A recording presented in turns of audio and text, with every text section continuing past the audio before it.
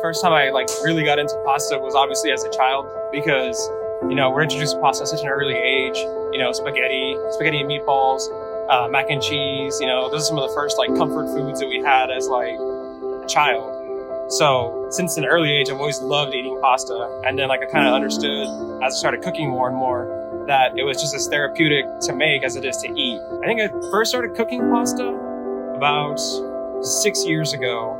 And it was just a matter of like me buying a pasta machine at like Goodwill, and I wanted to try it out. I started like experimenting with different like ratios of flour and eggs. And after like a lot of trial and error is when I started like really getting into it and understanding like the molecular structure of pasta, like how you want like the gluten to form and hold that bond with the rest of the dough. I don't know, I guess the reason like I really wanted to like try making it was because I always like doing stuff with my hands,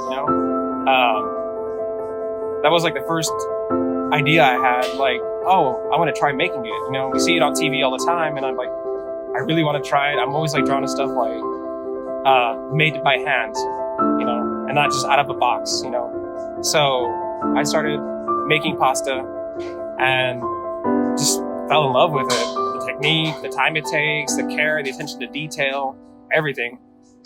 So, and then after a few years of getting into it, the better I got at it, the more I enjoyed it as well. So, because, let's face it, like when you're starting a new technique or like something like a new hobby, you're never good at it right off the bat, and sometimes it's discouraging, but I just kept going and going and going to where I eventually started to love it. It was a lot of hard work. I really started to enjoy it. And then the more I enjoyed it, the better it got. And then I started experimenting with different colors and different flavors and different patterns on my dough.